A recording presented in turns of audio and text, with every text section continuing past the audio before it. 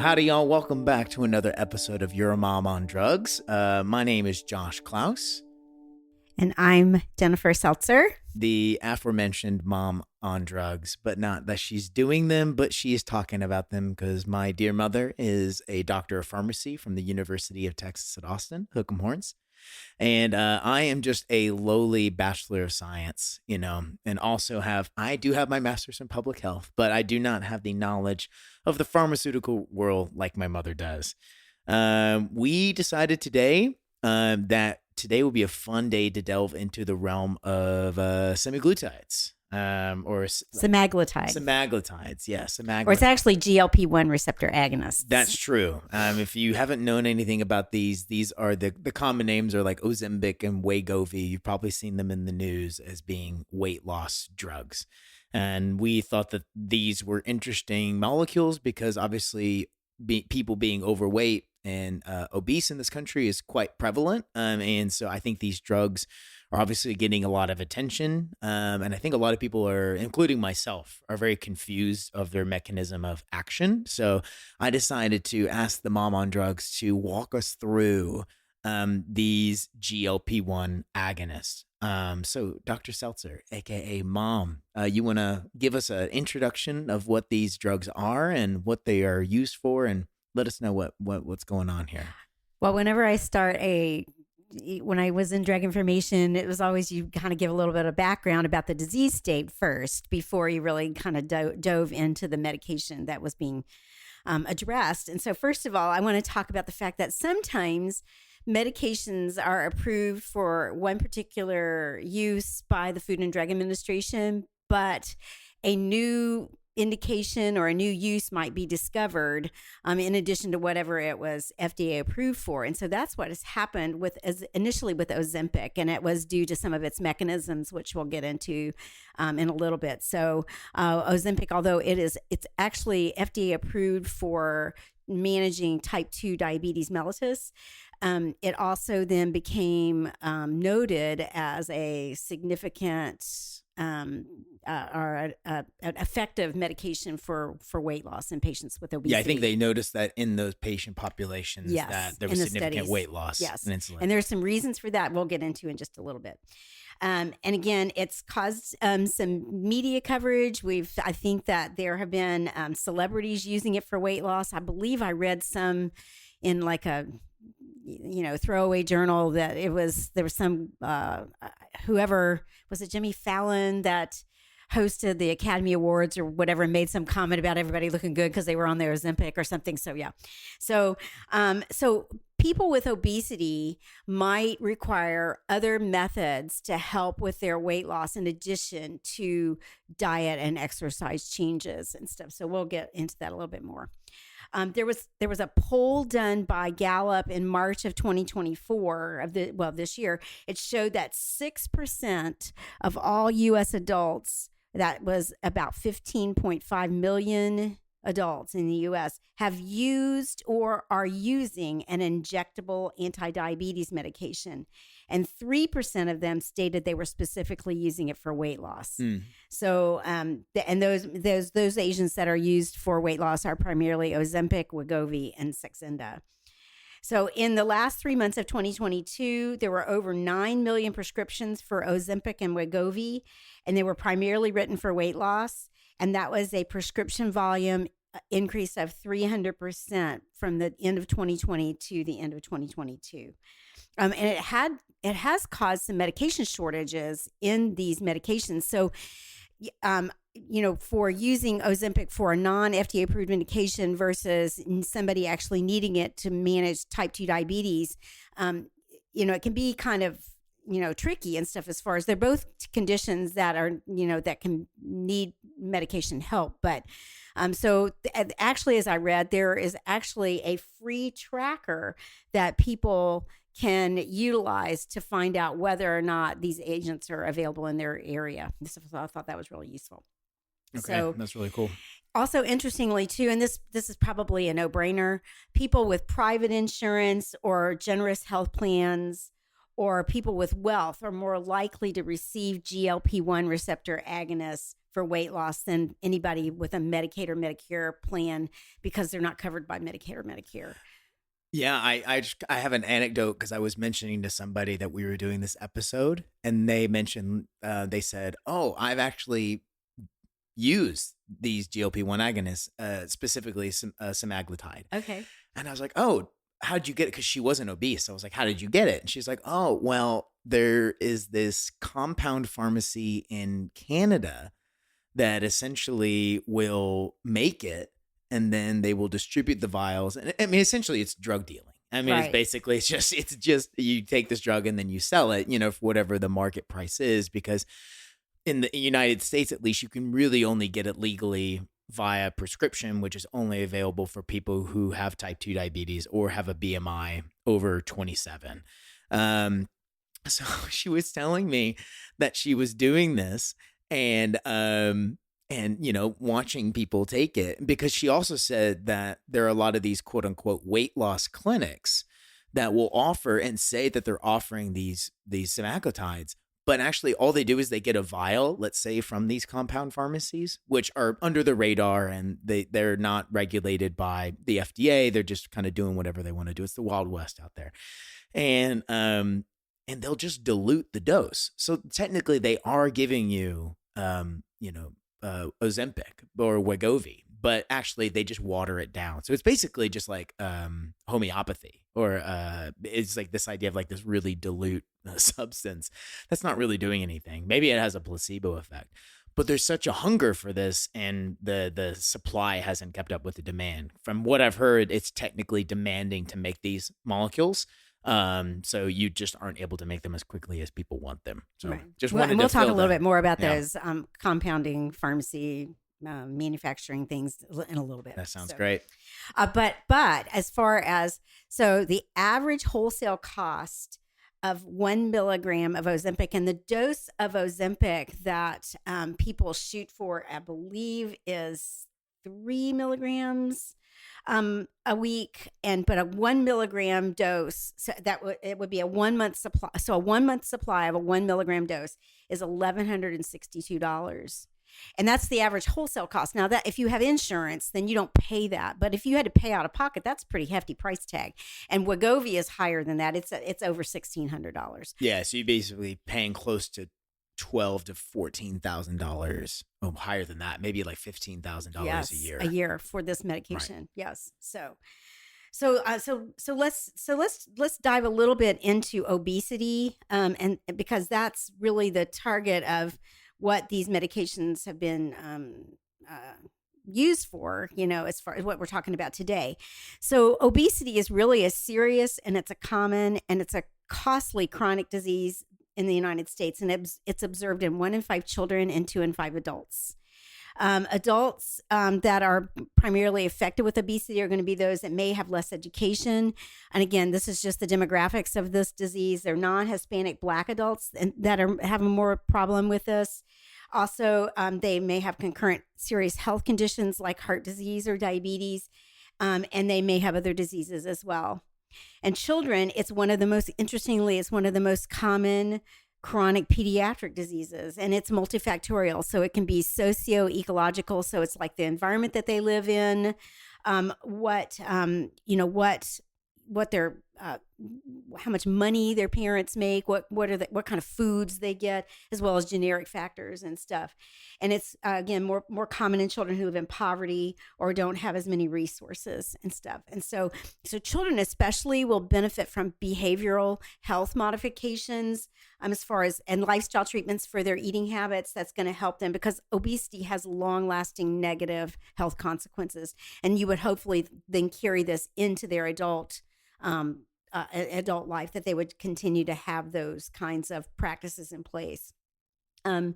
The prevalence of obesity, and what prevalence means is that it's the proportion of a population with a specific characteristic over a given time period. So that's what prevalence is. And so the prevalence of obesity in the United States increased from 30.5% to almost 42% over a 10-year time period from 1999 to 2020. And Texas has an obesity prevalence of 35 to 40%. So they're right there in that higher level. We do love our brisket and beer in this state. And tortillas. And tortillas. Yes. Prevalence really doesn't change so much based on age, except that the lowest, age population, like the 2 to 5 year olds, it's kind of stabilized. But even 5-year-olds and older can have increasing prevalence of obesity. So that's interesting. So the age cohort, like between 2 to 5, has risen to a certain percentage. Like from, let's say, from 1999 to 2000 to this date, and it's kind of stayed there. Plateaued. Interesting. Yeah. Yeah. So it's, I think we also should mention that when we mention a lot of these socioeconomic factors, that these are more correlations, not causal factors. Like just because you're poor doesn't mean that you're going to be obese. Right. It could be a healthy user bias. Like my mom said, it's like if you have more resources, then you might be able to have more free time to be able to go exercise or shop for foods that might satiate you more than eating some of the processed foods that tend to lead towards not being satiating, and you just tend to eat more of those. So a lot of these factors are kind of all bundled together, but we don't mean to, we hope to never imply that a lot of these factors are causally related. That's a great point. Yeah. That's a great point. In 2019 dollars, the cost of obesity was almost $173 billion. So yeah, that's a lot of money. I did some basic math because I was like, well, what if we gave some of these drugs, because they're around, let's say, $1,200 a month. If we gave them, let's just say that the government said, this is a huge problem. It's costing us $173 billion a year. Even at the current price of the drug, if we gave it to every obese person, it would still be more to pay for the drug than the cost of obesity itself. Wow. So we're still waiting for the price of those drugs to go down for it to be cost effective, because I do think we'll get into this later about the mechanism of action and what the drug actually does. But if you're looking at it from a public health or a cost effective standpoint, if you're able to give people these drugs and say, hey, we're going to give you this drug, it's going to increase your quality of life, life expectancy. It's something we don't appreciate in health. It's not just about lowering mortality, also morbidity, and this idea of like, you want to be able to run and play with your grandkids. Like you want to be able to walk up a flight of stairs without being winded. And some of that doesn't get captured by dollars as well. But so sometimes, making these calculations, like, is the juice worth the squeeze? But I'm hoping that over the next, and maybe my mom and I might debate the merit of giving a bunch of people pharmaceuticals. But I think sometimes you have to debate like giving people this drug and paying for it now, which might be really expensive, and people might be up in arms about, Medicare, Medicaid paying for these drugs. But it's like, we're paying for it anyway in our healthcare system, so we might as well prevent it before it gets further. But that's just my point about like, it doesn't seem cost effective at the moment. Right. Yeah. So, but yeah, there's like you said, it's so complicated because there's so many other factors. Because like, what if you were able to give them this drug and then you reduce their diabetes complications or their heart disease complications, and they extend their life, and then they are a more contributable member of our society for longer and stuff. So right. What price tag do you put on that? Yeah. Able to be a grandparent and affect, a child's life that, might make them a better citizen as well. Right. There's just all these dynamics. Things. When people die and get sick, it has this incredible ripple effect that you're trying to always prevent. Right.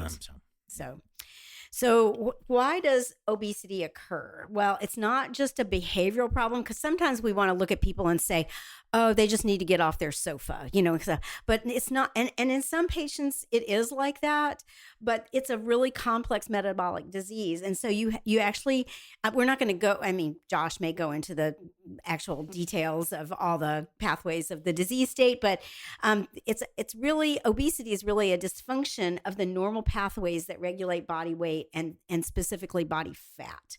And so what happens with obesity is so you end up with increased energy storage resulting from an imbalance between energy intake and expenditure over time. So that makes sense. It's like we take in more than we're burning up and stuff. So, but it is multifactorial. And so and there can be other underlying health conditions and sometimes medications, and a small percentage of patients can help to contribute to obesity as well. But that's not the main reasons for it.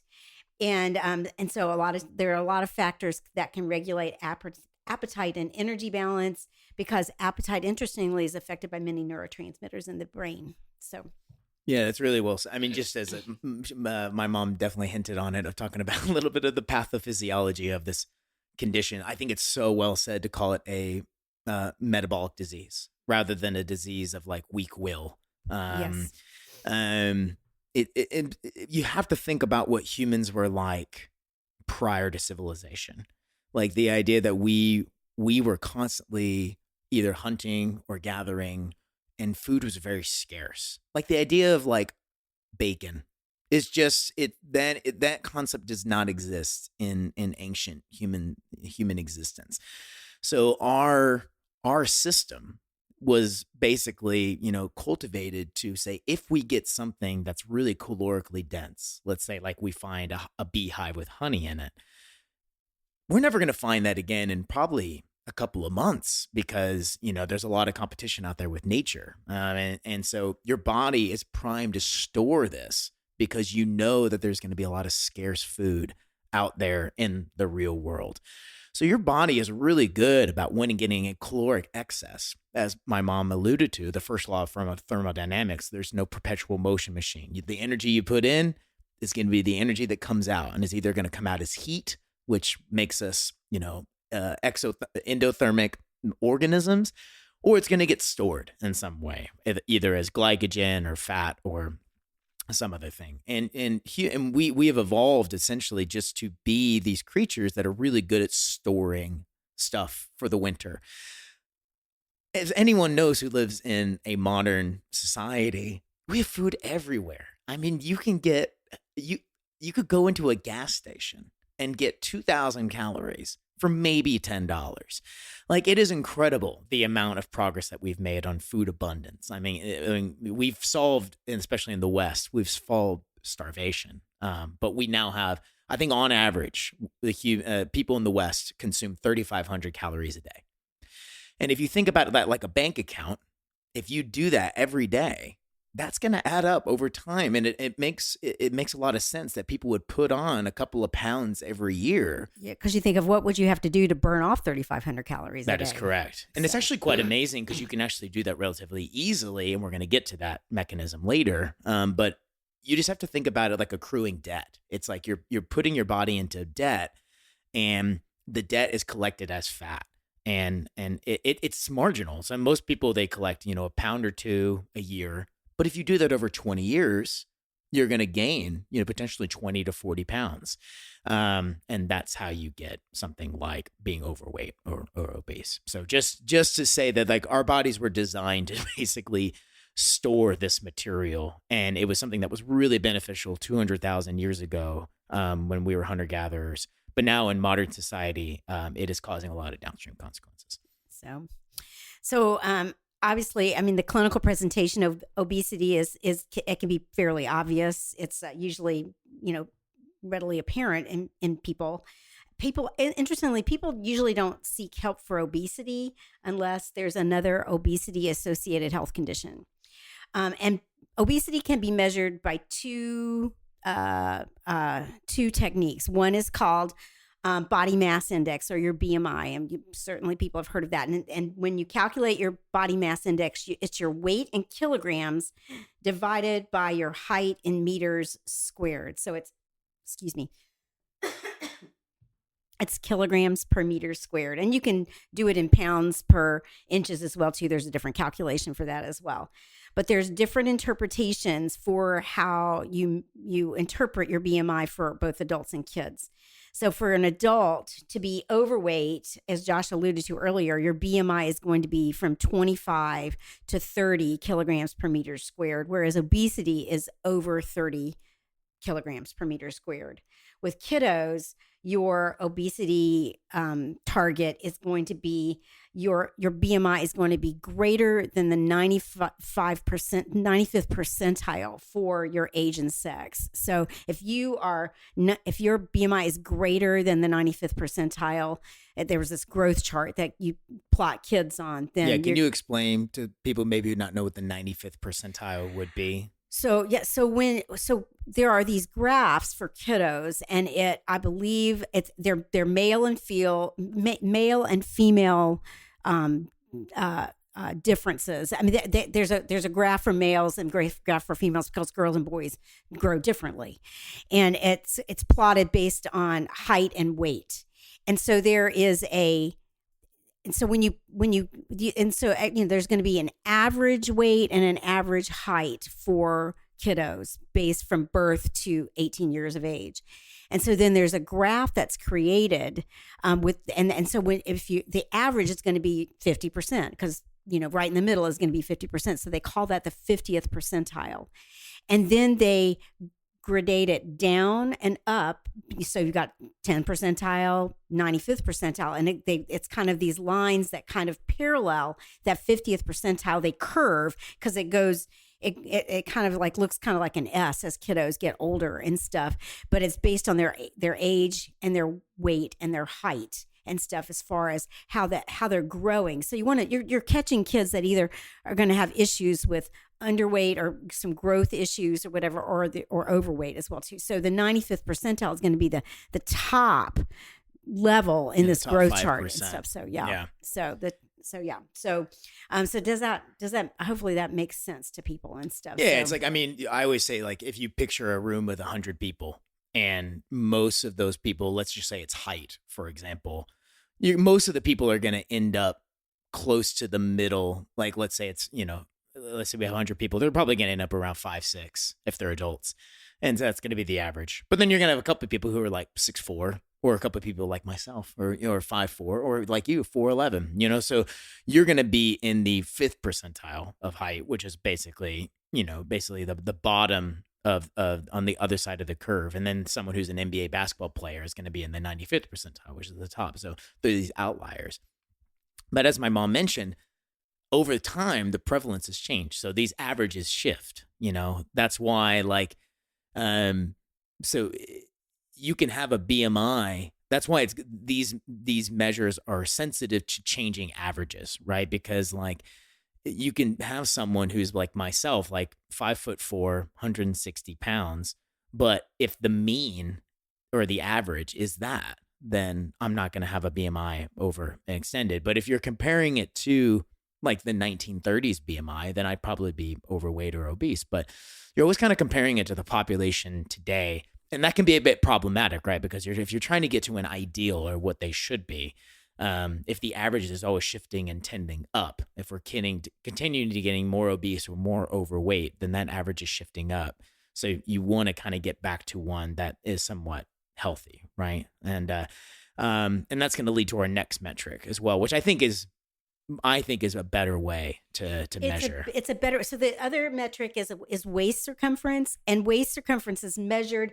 If you think about, if you can feel your waist and you can feel kind of the top of your hip bones, then that's kind of where you want to measure. You want to take a measuring tape and put it around that particular area. And so a high risk waist circumference for men is greater than 40 inches, and one for women is greater than 35. So you want your waist circumference to be smaller, but your waist circumference should be measured in concert with your BMI if your BMI is between 25 and 34.9 kilograms per meter squared. Above that, it doesn't really give you a whole lot of extra information. But below, in that range, it can help assess additional metabolic risk, because it could be that somebody doesn't look really obese or overweight, but they're carrying around extra weight that could then contribute to some potential other health issues that you're trying to identify. Yeah, that's a good point. Like, for example, I'm always going to refer to myself, but I'm a very stocky, muscular guy. And so, like, most of my weight is primarily in muscle. So I might have a high BMI, but it doesn't really tell me a lot about the fat content inside of my body. And Yeah, opposingly, there could be a really skinny person who, like, I do have a friend who just drinks and eats a lot of alcohol more than me, and he's always skinnier than me. But I'll bet if I looked at his liver, it would not be as healthy as mine. So sometimes these are just rough metrics to help get people into to see a physician or a medical professional so that more steps are like, hey, should we actually take a look? But I just want to let all my skinny folks out there, just because you're skinny doesn't mean that you're healthy. This is a metabolic disease, which most of the time happens on the inside, but sometimes the outside does give you an idea of what's actually going on the inside. So we all know this. The general management strategies for weight loss are going to be managing your diet and eating healthy, as well as getting exercise. And then also, some people do need behavior modification because people, and we all know, we all either have experienced this personally or know someone where we use food as a compensatory mechanism for our emotions. And so that then can contribute to, gaining weight and stuff. So you just want to be careful of that as well too. So you can get help with that as well too. So you learn to not just to be able to say no to food and maybe yes to a walk when you're feeling kind of down and stuff. So now we're going to turn the corner and we're going to start talking about these medications that have been discovered to be used for weight loss. And they are called GLP-1 receptor agonists, and it stands for glucagon-like peptide 1 receptor agonists. What they do is that they mimic something that's called an incretin. This is something that we have in our body, and it's a hormone, and it's actually a group of hormones that are released in our gut after we eat, and they're going to stimulate our pancreas to release insulin in response to the food that we take in. And the insulin is released from the beta cells in the pancreas, and it's going to help manage our glucose intake. So it helps to lower our blood glucose levels.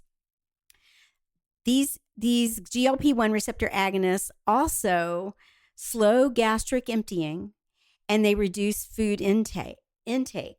Interestingly, there are also these GLP-1 receptors in several areas of the brain that regulate the appetite.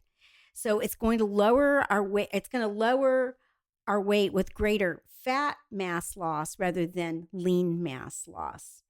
And it helps to fight against this weight loss plateau. Joshua kind of alluded to this earlier. So our bodies want to fight against continued weight loss. And it's very, very normal for our bodies to do that because our body wants to determine what a good weight is for us. And it's even if our BMI says otherwise, because they want to, it's a defense mechanism of our body to stave off starvation. Yeah, and also to maintain homeostasis. We Yes. just like to be in balance. And so if you're at a certain weight and you've been there for a long time, your body's pretty good at maintaining that balance. Yes. So this weight loss plateau, your body is going to send hunger hormones. So that's gonna help you reduce the fullness hormones and decrease metabolism. So it will keep your weight stable, so that you're kind of going to keep the blood glucose higher rather than lower and stuff.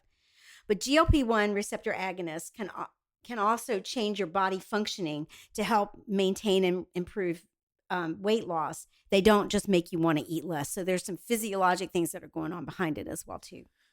Yeah, I mean, this is a cool molecule because, as my mom alluded to, it says glucagon-like peptide. And the reason they call it that is because there is an actual molecule called glucagon in your body that is released and actually does get released by your gut to promote insulin secretion in your body. But it's very short-lived.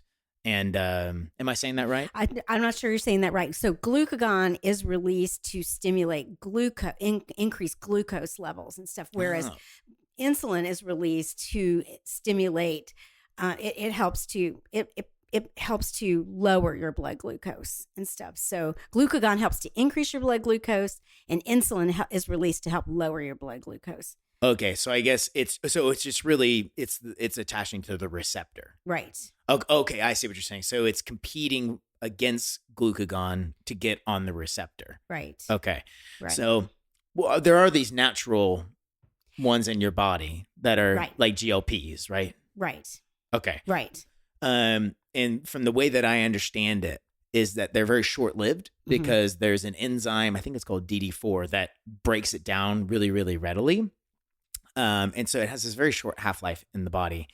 So what the Novo Nordisk did, what they did, the people who developed this drug, first, I think liraglutide before semaglutide, is that they added two modifications to the molecule. One was that they made it so it would dissolve into something called albumin, which essentially is really good for maintaining its circulation in the blood flow and also to deny getting excreted out by your kidneys. Because you think about it, it's in your blood.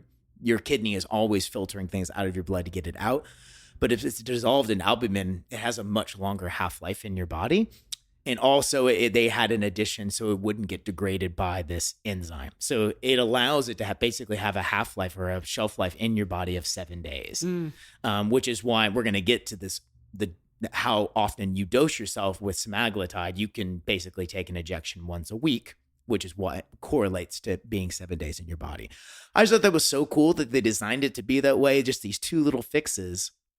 And so that it would survive, obviously with the goal of releasing more insulin, but then we have all these other side effects as well that we didn't know what were going to happen when we gave it to people. So Great. A really cool molecule. It is really cool. So there are actually several GLP-1 receptor agonists available. They were initially primarily FDA approved, or most of them are primarily FDA approved to manage type 2 diabetes. Some of the names you've heard are Ozempic or Trulicity, that's dulaglutide, or Byetta is exenatide. Also, liraglutide is Victoza. So they've all started out by being agents that were used to treat type 2 diabetes.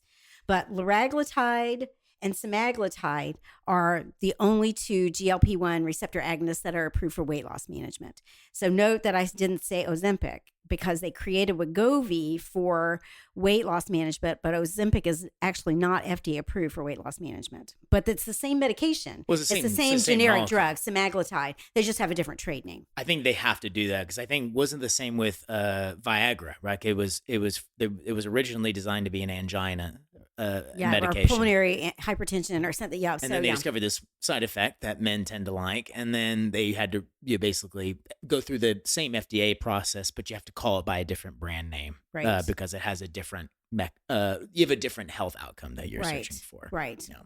That's why you can't. Well, anyway, so one of the ways that you determine whether obesity treatment is successful is the surrogate marker of weight loss. And so what I'm saying by that is that when we're looking for at least a 10% loss, a 10% or greater body weight loss to determine that a drug that's for obesity treatment is being successful to help with obesity associated complications. Often patients that are seeking out a medication to help with weight loss have to show their public or private payer that they've tried other methods like lifestyle management changes, including weight loss, food, diet, exercise, and maybe to behavioral. show them their gym membership and be like, I've been trying. There you go. Yeah. The fridge full of lettuce and really. Yeah. Whatever and stuff. So our GLP-1 receptor agonists, I think this is important for people to know. So Saxenda, which is liraglutide, is FDA approved as listen to this, it's an adjunct to a reduced calorie diet as well as an increased physical activity. It's an adjunct. So that means you're using it together with those for chronic weight management in people with a BMI of 30 kilograms per meter squared or greater, or they have one that's greater than 27, but they have some other weight-related comorbid conditions such as heart disease or diabetes. It is also indicated for pediatric patients 12 years old and older with a weight above 60 kilograms and an initial BMI that corresponds to 30 milligrams per meter squared or greater for adults. So it is indicated for both kids and adults. Ozempic is only indicated for maintaining blood glucose control in addition to diet and exercise. So it does not have a weight loss indication. It's also indicated for reducing risk of major cardiovascular events. And we're going to talk a little bit about that in just a minute too. And it's also that, and specifically, it's major cardiovascular events in patients with type 2 diabetes and established cardiovascular disease. And Wegovy, which is the same generic drug as Ozempic, is indicated for a reduction in risk of major cardiovascular events in people with established cardiovascular disease and either obese or overweight, in combination with exercise and diet improvements. Or it is also indicated for just weight loss for people who are adults and in patients 12 years old and older. So it has both of those indications. So again, Wegovy is for the cardiovascular improvement and for weight loss, whereas Ozempic is primarily for type 2 diabetes and for cardiovascular events. Joshua alluded to this earlier for Saxenda or liraglutide. It was the initial medication, the GLP-1 receptor agonist that was approved for weight loss. It is actually dosed daily, and it's a subcutaneous injection once daily. And for these medications, you have to titrate the dose upward. And titrate means you start with a smaller dose initially, and then you go to a different an increased dose every week, because we're going to get to the side effects of these drugs, and that's primarily why we do that and stuff. So again, this is going to takes about 6 weeks to get to the target dose with liraglutide or Saxenda. And if you have some adverse effects, you may have to slow the titration upward to get to get to your target. Yeah, the example dose. that pops into my head is I love coffee now, but I did not like it when I was 15. And I remember the first time I tried it at my grandmother's house, I was so disgusted by it that I poured basically like a half a bottle of chocolate syrup in it, put some whipped cream on it. I basically invented a Frappuccino, and I was like, oh, I like this now. So the dose that I got of caffeine was marginally less, and then I just titrated myself up now, and I just drink black coffee now. So you're putting a substance into your body that your body hasn't seen, or at a dose that it's not used to. So you're essentially, just like Mom said, your body wants to maintain. It's always trying to maintain. And so when it's out of balance, it's going to try to, so you're basically trying to give it a small enough dose so that it can maintain, and then you work your way up. So, and you do this by clinical trials, and you figure out which doses are better and which increments you increase by, so you can give it to a population. But of course, everybody's different, and you might be a little smaller like myself, and you might even need to start off with an even smaller or even larger dose. But your physician should be working with you on that one if you have these drugs. We don't talk a lot about clinical trials in our podcast, but I did want to just mention that there definitely have been studies with liraglutide or Saxenda that showed that not only did it improve blood glucose levels, which is kind of for treating diabetes, type 2 diabetes, but the mean weight loss that we're seeing in these clinical trials with Saxenda were 5.2 kilograms after a year of treatment of weight loss, which is equivalent to about 11 pounds. And it was a little bit less in adolescents, and that was greater than placebo and stuff. And so, but interestingly too, 10% of patients that took this medication discontinued it due to adverse effects, especially gastrointestinal effects. And we're going to talk about that in just a minute. And that's, again, the reason for this dose titration, because these medications have a lot of GI side effects associated with them. Let me just get through the dosages of semaglutide, and then we'll talk about those adverse effects. As Joshua mentioned earlier, the dose, so Ozempic is not FDA approved for weight loss, but so its doses are, for type 2 diabetes, but there have been clinical trials that have used Ozempic in weight loss, and they've shown improvement in weight loss compared to placebo with doses anywhere from 0.5 milligrams, that's the lower end, to 1.6 milligrams subcutaneously weekly. Ozempic or semaglutide is dosed weekly, as Joshua alluded to, because of the way the molecule is created. Wegovy, the difference between Wegovy and Ozempic are that the dosages in the dosage forms are a little bit higher in Wegovy. So you start out, although you titrate with a dose of 0.25 milligrams in the first week, for the first 4 weeks, you titrate it in 0.25 milligram increments for over a 16-week time period. You want to get to a dose of 1.7 to 2.4 milligrams on a weekly basis.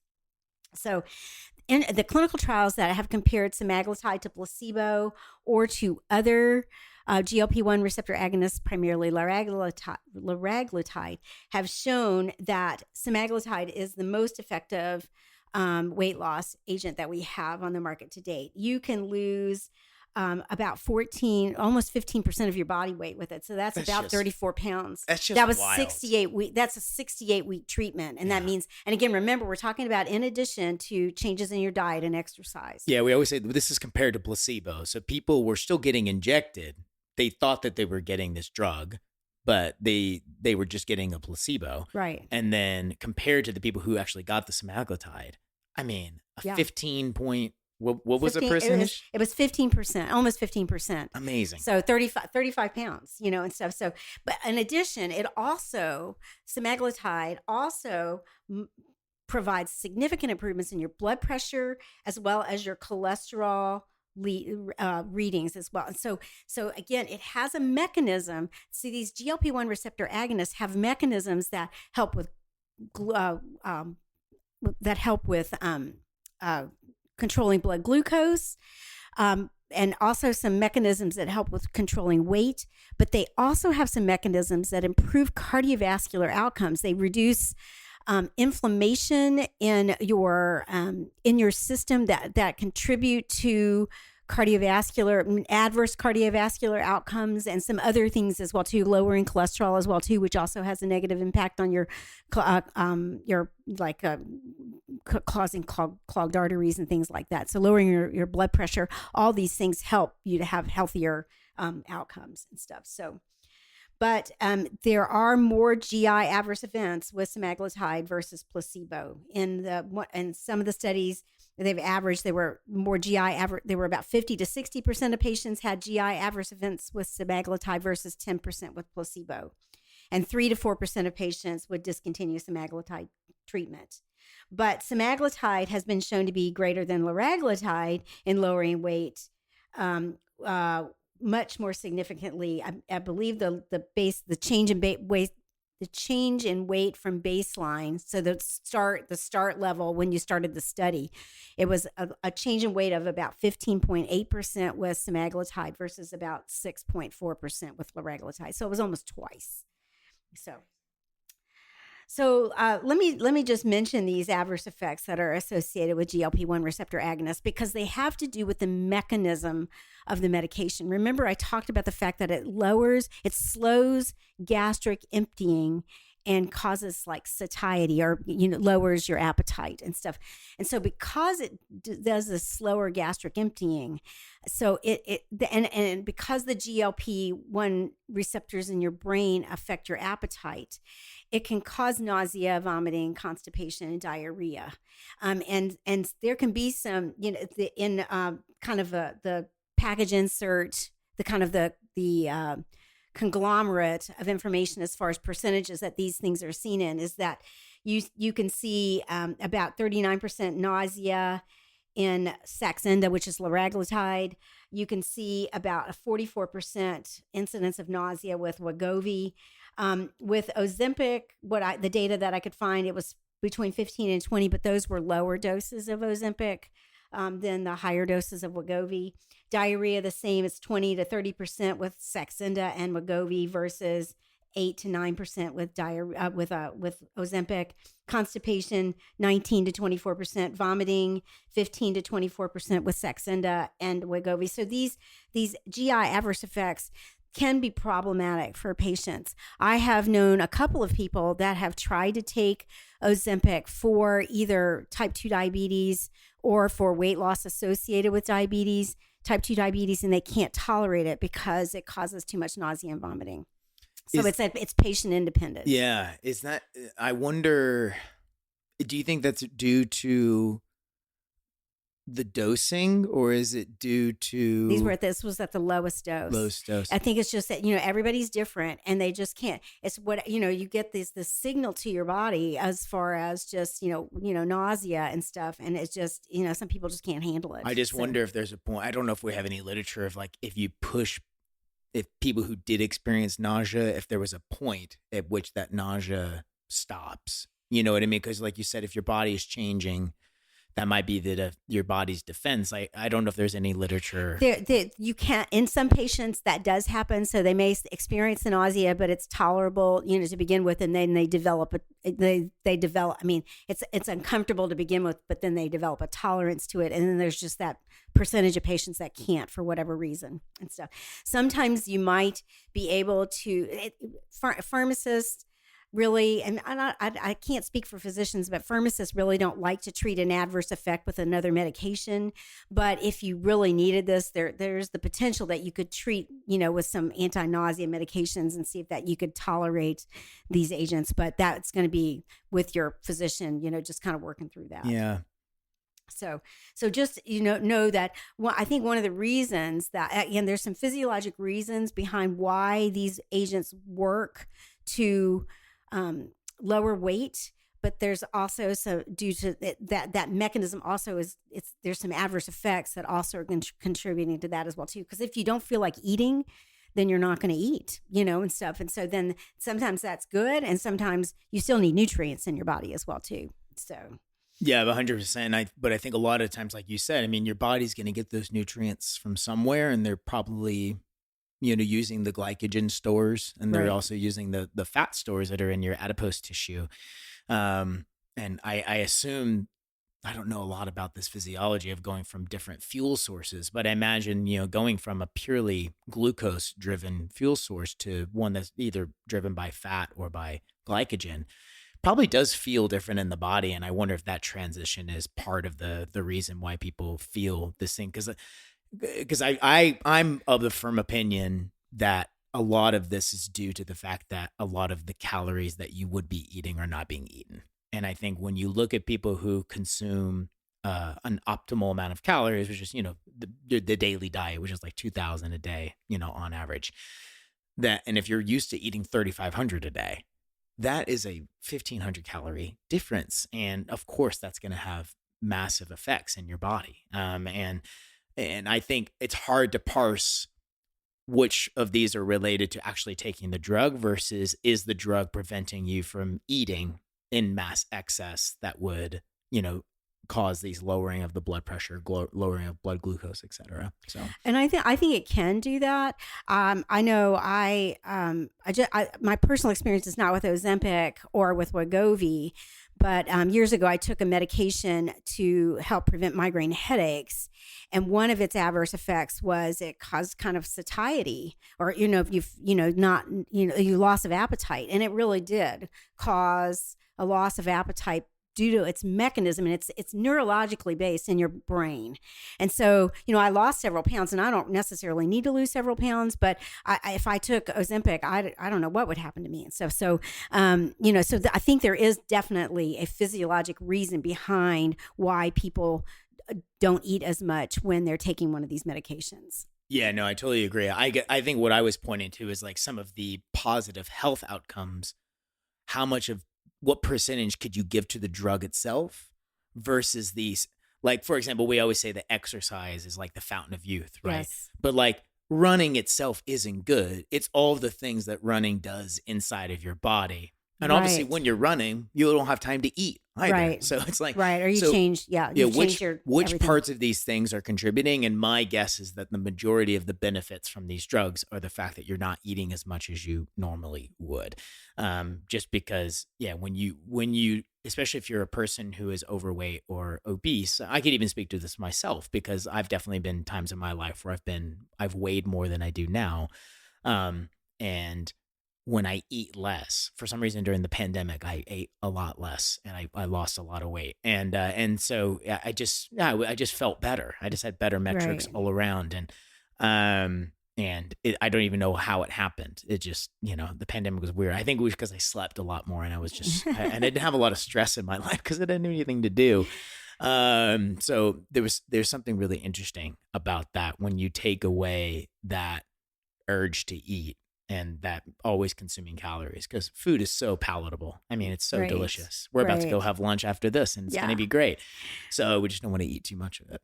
Well, and you think about too, when you exercise, your body is generating heat and utilizing calories and burning off fat and stuff. So it is going to change your but the amount that you would have to exercise, right? Like, for example, if I went for a run, I might, let's say a 15-minute run, I might burn 200 calories. Yeah, I could get all that back in a chocolate chip cookie. Absolutely. So and most Americans, I think the recommended exercise is 15 minutes a day for a week. And most people don't meet those requirements. No. So it's like the idea that we're going to beat this epidemic with exercise I just don't think it's ideal. It's it's idealistic. I would love that. Yeah. But people have kids, they've got jobs, they've got lives.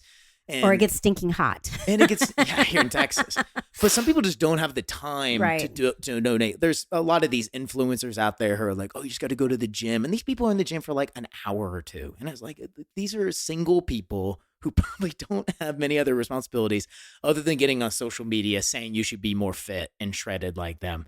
And it's just not practical. So this seems to be like a tool more for most people who they've tried everything, they've tried exercise, but within the limits of their life, they need something more practical. Right. And again, remember, we're talking about people that need these medications for weight loss are going to be those that have tried other mechanisms, and it's a really serious condition that they've got here and stuff. So. I agree. There are some contraindications for these GLP-1 receptor agonist uses. What's a contraindication? Contraindication is that you shouldn't use it. You shouldn't use it. Like if you have pancreatitis or pancreatic issues, issues with your pancreas, you shouldn't take it because that's part of the mechanism of the medication to release insulin from your pancreas to lower blood glucose and stuff for the diabetes part of it and stuff. So, kidney disease, because it gets eliminated by your kidneys. So if your kidneys aren't working well, then you could increase your side effects from the medication. If you you won't get rid of it. If you have type 1 diabetes, these medications are not for that. So they don't. Because type 1, your body literally doesn't have the genetic capability of making insulin. Right. So that whole mechanism is just kaput. Whereas type 2, it's brought on by a behavior. lot of different factors, yes. And you can bring that back with lifestyle and medication. Right. If you have diabetes related retinopathy, that's an eye condition, that's an eye irritant. And so if you take these drugs, they've found in some of the clinical studies that it actually increases the risk of this, so that they shouldn't take it. Every clinical trial, every package insert will tell you that if you're pregnant or breastfeeding, you can't take it unless it's been proven in it and stuff. If you're younger than 18 years of age, although that's not that really shouldn't be there, because we do have some of these agents that are actually indicated for kids less than that are 12 years old and older. Yeah, so. I agree.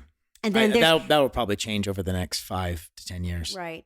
And then there are some weird conditions, medullary thyroid cancer and multiple endocrine neoplasia. You'll hear those when you listen to the Wegovy ad on TV. They're just some weird cancers that if you have those, then you shouldn't take these drugs. So as I was preparing to come up here, because I live in New Braunfels and Josh lives in Austin, Texas. And so I was thinking about this the other day, and I thought, oh yeah, we need to really talk about what happens if you stop taking a GLP-1 receptor agonist. What happens to your weight? Is your weight maintained?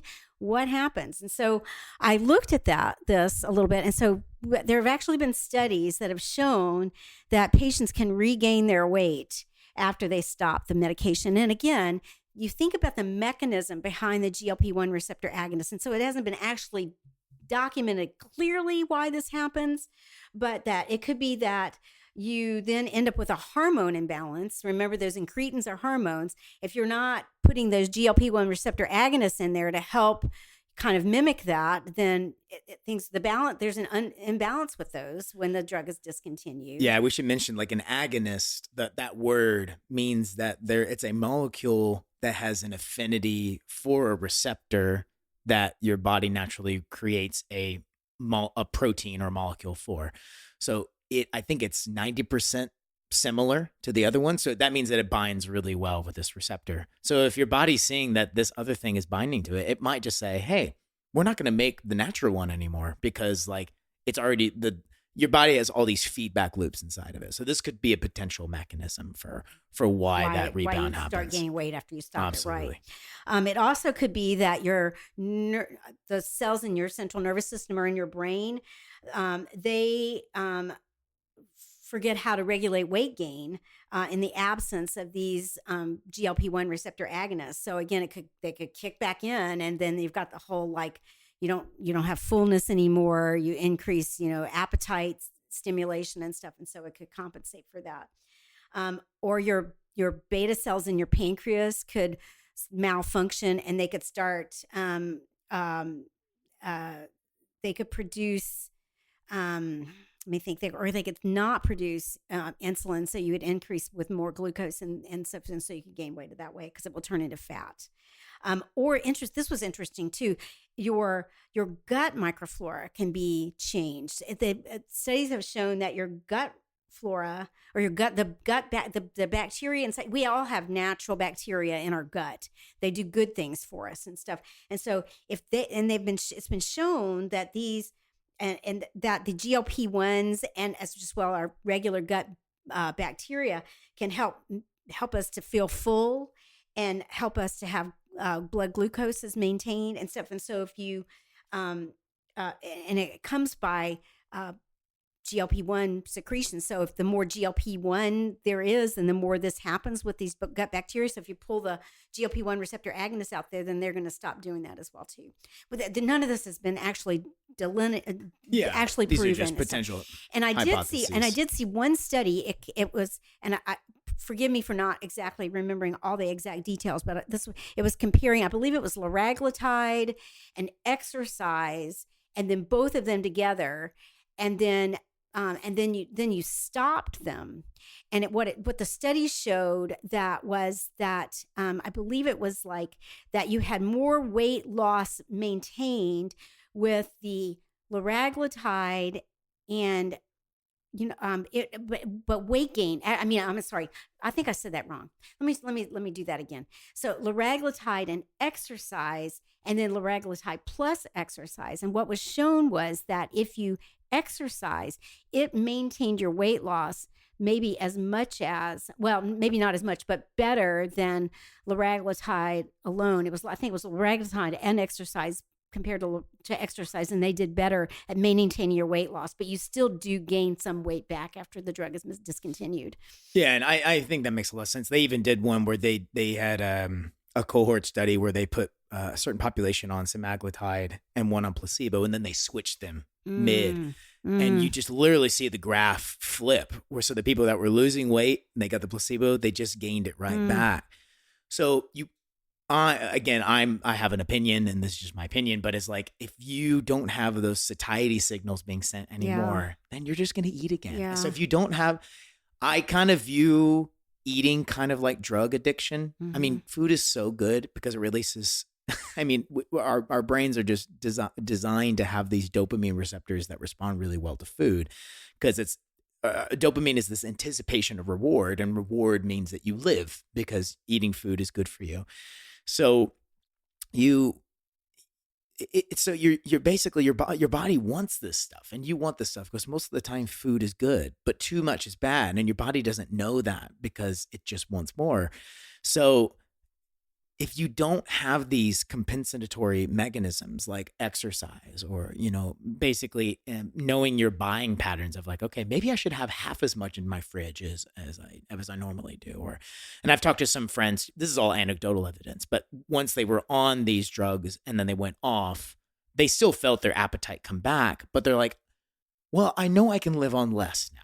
Like there's this idea that you need to eat as much as you did. And then when you have this experience, like, oh, I was totally fine eating almost nothing. So obviously you have to live between those extremes.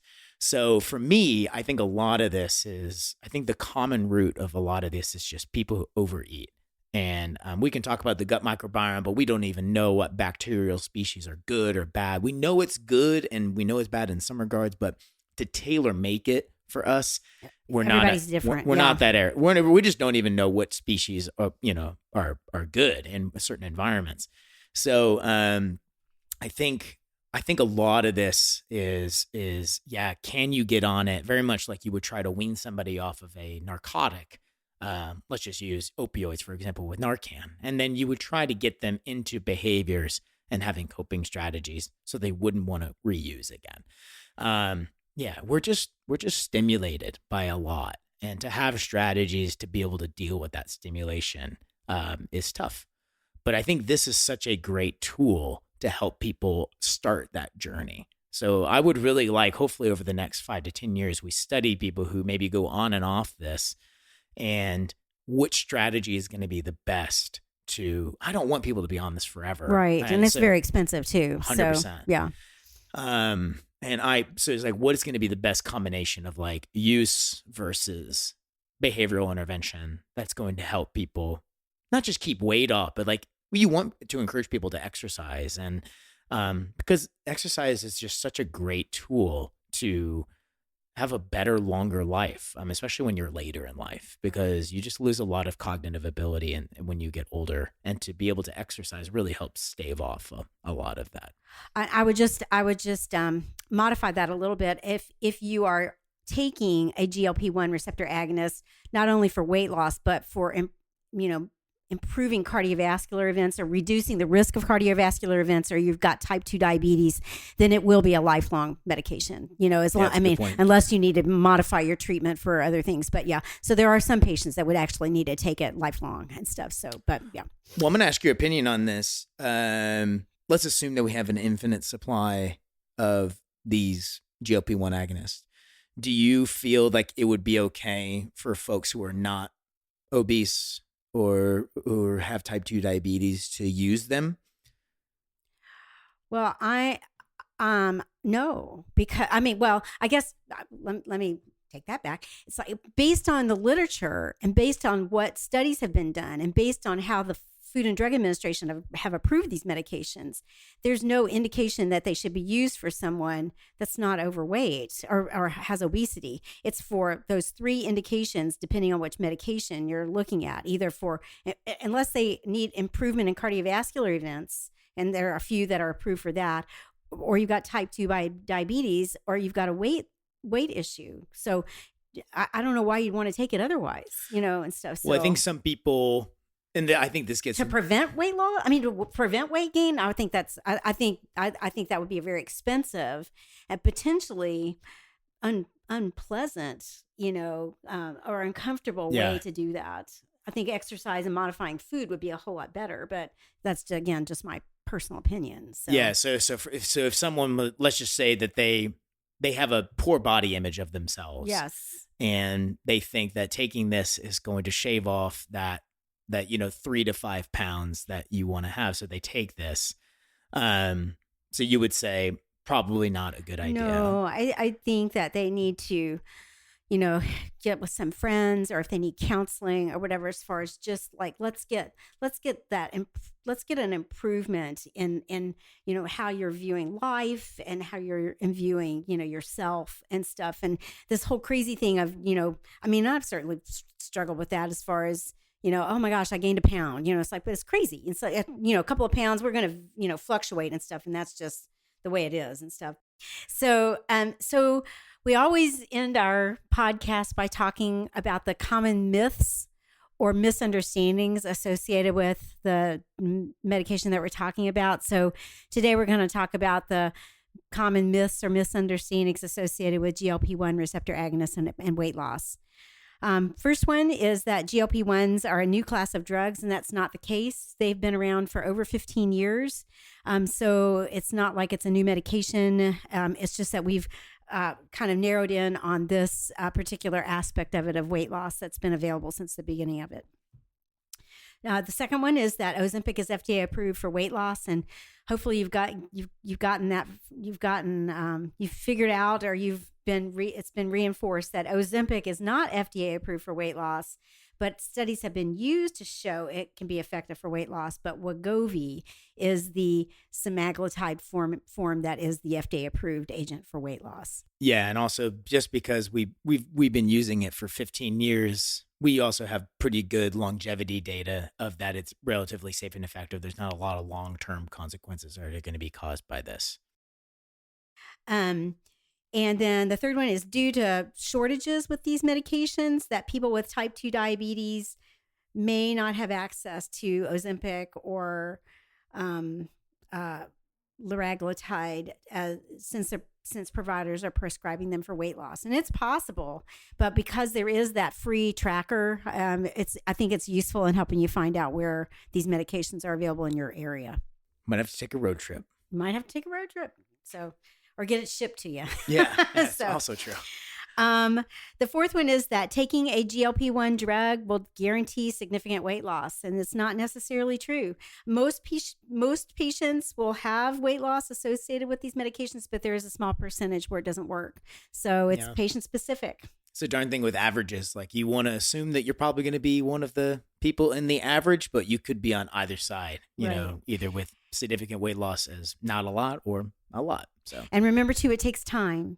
You know, you're not going to lose 35 pounds in 1 week. You know, it's over usually a year or so that you're looking for this overall weight loss. And you have to be consistent with your treatment. Absolutely. Yeah. The next ones are that you don't have to change your diet or exercise and when you're taking a GLP-1 receptor agonist, and that's not true. Remember that all of these agents were approved in conjunction with a modified or improved diet and improved exercise. Yeah, even if you look at the placebo arm of these trials, they'll actually show that the people who got placebo, they got health and nutrition diet advice. And they also on average like around 2.5% of their body weight. So even with someone telling them this advice, there's something called the Hawthorne effect, which is this idea of like when you're being observed, you behave a lot better. I experienced this when I was at home as a kid with my mom. Not always. I was such an angel when she was watching, but then whenever she looked away, so there's this idea of like being monitored really, helps you do better behaviors. So and obviously we did that in both groups, but the drug was much more powerful. But this idea that, actually it does have an effect. It's definitely not as pronounced, but it does help. Yes. The next one is that the side effects to GLP-1 receptor agonists are either unbearable or no big deal. And there's no way to put a label on that and the impact that the medication is going to have on every patient. Everybody's different. So some people are not going to be able to tolerate it, even with modifications in dosage or slower titration. And some people are going to breeze through it and have no problems and stuff. So it's patient specific. The next one, and Joshua alluded to this earlier in our conversation about using compounded forms of GLP-1 receptor agonists and that they're just as safe as brand name medications. And that is not necessarily true. Remember, the brand name medications are Food and Drug Administration approved. And when you have a drug that's approved by the FDA, that means they've gone through rigorous trials. They've looked at safety as well as efficacy. That's why it costs millions of dollars to get a medication approved, because they've got all these trials that they have to do. So compounded drugs don't go through that same rigorous evaluation strategy. And so a compounded medication may have either more drug in it than is labeled. It could have less drug in it, way less drug in it, no drug in it. You don't know. And the other thing too is that you could get a different amount every time you get a compounded medication, because they're FDA approved medications are created and manufactured so that they are pretty much the same, very plus or minus 10%, the same amount of medication in every dose. And that's not the same thing with compounded medications. So if you get a compounded GLP-1 receptor agonist, you could get really sick with one dose and not so much with another, or you could see some good effects 1 week and not so much, depending on how much drug is in the medication. So that's such a good point. I mean, not to incriminate anybody, but anyone who's ever bought an illegal substance, whether it be marijuana or mushrooms or cocaine, like, the danger in all of those is that you don't know where they're coming from. And as we've seen with the recent opioid epidemic, we have things that are, laced with things like fentanyl. And, fentanyl is 50 times more potent than a standard opioid. And if you take that thinking that you're going to taking a standard just, Quaalude, then you could die. And a lot of people have. Yes. So the idea of, I know there are a lot of people who just don't like regulations, but regulations are the idea of you have a standard operating procedure so that there's a realm of consistency in the product that you're getting. And a fun anecdote, there's this great book out there. I can't remember the name of the book, but it was basically saying like this author basically went throughout the world and said thank you to every person who was a part of the supply chain for coffee. And you just interact with hundreds of people. There's so many people involved in a cup of coffee. But one of the things he mentioned was back in the day, coffee, when it was getting popular as a alternative to tea and other beverages, is that a lot of coffee manufacturers would actually stuff the grounds, and they would basically fill it with other things. So if they were selling you a bag of coffee, be like, oh, we have this amazing coffee, but maybe 20% of it was coffee. And the other stuff was just like maybe hay or rat droppings. Like it's this idea, like they do exactly the things that compound pharmacies are doing now. They'll just fill it with other things and they'll call it the standard thing because they're not being regulated. They're there to make a profit and to also undercut the price against the competition. And if there's no one there to say, hey, you're actually selling me a bogus product. And there are compound pharmacies out there that do operate under the FDA procedure, but it's technically not legal to do that outside of a prescription. So you just have to be mindful of that when if you're buying drugs from a compound pharmacy. Right. The next one is that your insurance is going to cover the cost of your GLP-1 receptor agonist if you are a prime candidate to receive that. And that's not necessarily the case. We talked about the fact that Medicaid and Medicare patients, they don't cover Medicaid and Medicare don't cover these for weight loss. And then it just depends on your insurance as to how good it is as to whether or not they'll cover this, especially for an off-label use. Another myth is that all GLP-1 medications are the same, and we've shown that that's not the case. They're similar, but they're not identical. The next one is that, and Joshua alluded to this by the fact that these agents have been around for a long time, these GLP-1 receptor agonists. There used to be some anti-obesity medications that cause severe cardiac problems. They were Redux and Fen-Phen. They were from, I think, the 1990s, I think. Yeah. And those are stimulants. And so they would cause like things that go along with the stimulant as far as heart racing and just pressure, myocardial infarction and stuff because of that, just that stimulant effect that stimulants have on the heart. But that's not been the case with GLP-1 receptor agonists. They have been around and they've not shown any life-threatening events. There has been the thing that has been noted primarily with the heart is there can be some increases in your heart rate, but not the significant adverse events that we're seeing with those agents from the past. And the last one is that sometimes people will receive bariatric surgery for being obese. That's your gastric stapling, those types of surgeries and stuff that help to also provide satiety by, limiting what goes into your stomach. And so if you have that surgery, it talks about that you might not need medications to maintain weight loss, and that's not necessarily the case. It may be that bariatric surgery is done in conjunction with other things as well too. So to wrap it up, we've seen that semaglutide and liraglutide are effective in weight loss, in addition to being agents that help to control blood glucose in type 2 diabetes mellitus, with semaglutide having greater efficacy.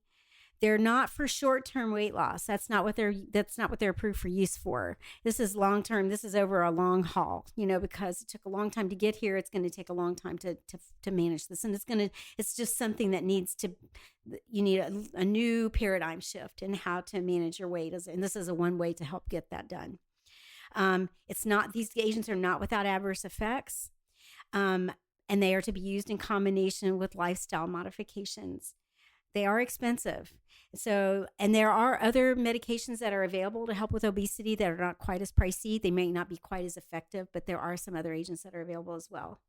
And not everyone is going to need a GLP-1 receptor agonist to manage obesity as well too. So, yeah, I mean, this is such a great comprehensive overview of these agonists.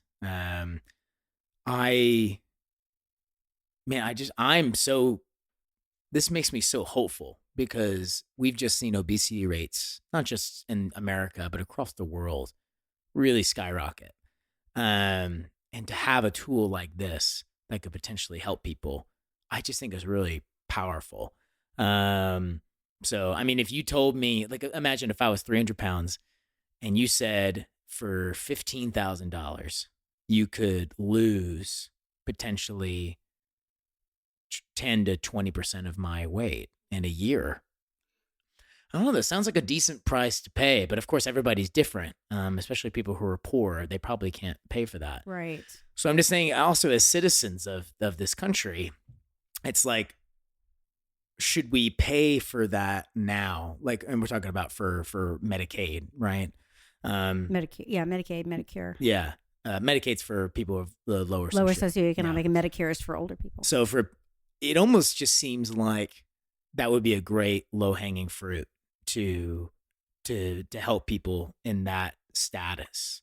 Even if you don't help all obese people, like if you just help people who are poor, who have this condition, I just don't. I mean, that would be relatively expensive, right? And then where's the money going to come from, and which part of the pie from the governmental, funds are we going to take it from, and stuff? And it's just it's just complex, right? So. But if I think that you just have to make sure the math works out. Is like if you're already paying for it in the healthcare system, then it's like, well, we might as well just pay for it up front, or even pay a little less, to maybe offset that. Like I think a similar thing is like, I'm sure we give people statins, for blood pressure, and it's like for cholesterol, and we give that to them because we think it's a good thing to. And studies have shown that it's beneficial, and we pay for that because it's going to prevent adverse effects in the future. So I just think we need to get to a conversation where if these drugs turn out to be as powerful as they are, which they seem to be, that this seems to be one in our arsenal to fight chronic disease. But I wanted to ask your opinion about, we were talking a little bit earlier about people being overweight. And we talked a little bit earlier about people taking it who weren't overweight or weren't obese. And I wanted to get your opinion on why you think people, if they kind of freak out if they gain a pound or if they lose a pound, like where that kind of comes from. Is it a cultural thing? Is it a gender thing? Like, what is the reason why you think that people who seem relatively healthy or relatively thin, they would like to take these medications to shave off a couple pounds? And, I think that, with me being in my 60s, I don't hear a lot of 60-ish year olds taking this for, body image. It's going to be more for a health reason. So you would have to speak more to the 30-ish, year old and stuff. So, but I'm thinking from a female perspective, I think it's like what you get fed as far as, what what we look like has gotten drilled into us since we were little girls, or like maybe, I guess probably middle school, adolescence, that type of thing. And being okay with how you look, it needs to be okay, and stuff. And so, those fluctuations, our body weight fluctuates and stuff, but just, you get like that, either, through movies or social media or friendships or proposed friendships or purported friendships, it's just, or, relationships with guys or whatever, as far as just, what they tell you as far as how you look or whatever and stuff. And so, I think that you've got to, be okay with who you are and stuff. And so, and not let it dictate. And it's so much easier for me to say that now when I'm in my 60s than when I was in my 20s or 30s and stuff, because you get so influenced by who's around you and what the message is being said. Well, that's a good point. So like, obviously we hope that some of these young women and men will be in their 60s one day, if they're not already. So this is some wisdom that you can pass on to them. So like, if you could tell your younger self a little bit of advice, like, because it seems like what you're talking about, there's like a way to look at your weight in terms of health, and there's a way to look at weight in terms of your aesthetics or how you present to other people. And it seems like you're saying like actually focusing on your health is so much more important than the aesthetics, because the aesthetics is like how people see you. Right. And do you want people to only associate you with how you look rather than the content of your character, for example? I would agree. Okay. And too, it's like, a few pounds is not going to change your clothing size. It's not and stuff. But so I'd say that if you had to buy a whole new wardrobe, that could be like a factor as far as, how much weight you've gained and stuff and all. But, it's like, but I'd say for the whole, I think it's just a matter of, being okay with how you're created and realizing too that as you do get older, as the decades pass, your body does slow down and burning up fat, and you either modify how you eat or you get used to having a few extra pounds to carry around, and stuff. So yeah, that's so, a good point. So yeah, I totally agree. I mean, on the younger side, I think, at least for me personally, there's an association with like you want life to be a little bit easier. So like you just notice that pretty and thin people just get more attention, and you notice that they get maybe more opportunities, doors open for them easier than somebody who's not. And to compensate for that, like, for example, I learned to play guitar and sing because I was like, well, I have to get girls' attention somehow. So, and I can't just be this tall, strapping guy. So I had to, so actually it was a benefit that I didn't do that, because I wouldn't have had the skill that I have today. But I think there is this kind of desire, and I think it's a foolish desire to think that life will be better once it's easier. And I think when the older I get, actually, the more difficult, I shouldn't say difficult, but the more challenges or the way that you learn, you kind of push yourself, actually makes life a little more interesting. Because if everything came easy to you, there would be no incentive to learn and to grow and to be a modified version of yourself, because people just give you free stuff just for being you. So it almost seems like a bit of a curse, even though it's a very alluring curse for things to wanting to be easy all the time. And I think my generation, probably the generation below me, is growing up with the internet where everything's kind of instantaneous gratification. Like you can just, if you're pretty, you can just post a picture online and just get strangers telling you that you're beautiful. And that's got to be intoxicating. And scary. Especially, I imagine, as young women, Yeah. Who they probably want attention from a certain percentage of those admirers, but not from most of them. Yeah. And I think it's true of most of us. So it's this really interesting tightrope of going to like, how much of life do I want to be easy versus how much do I want to be challenging?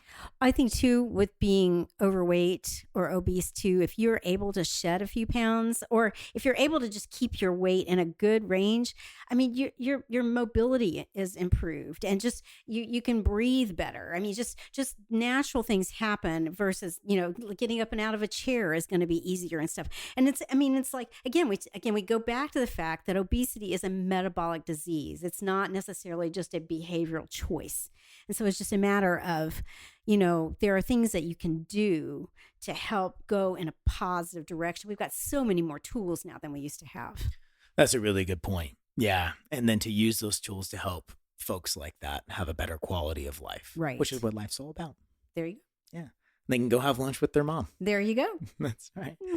Well, y'all, thank you so much for joining us today on a really interesting and hopefully fun topic that you found educational. And we'd love your thoughts and what you think about these drugs. And if you're taking them, we'd love your experience, just to hear what it's like, because this is definitely a new frontier in terms of medicine. So with that being said, my name is Josh Klaus. And I'm Jennifer Seltzer. And this has been another episode of Your Mom on Drugs. See you next time.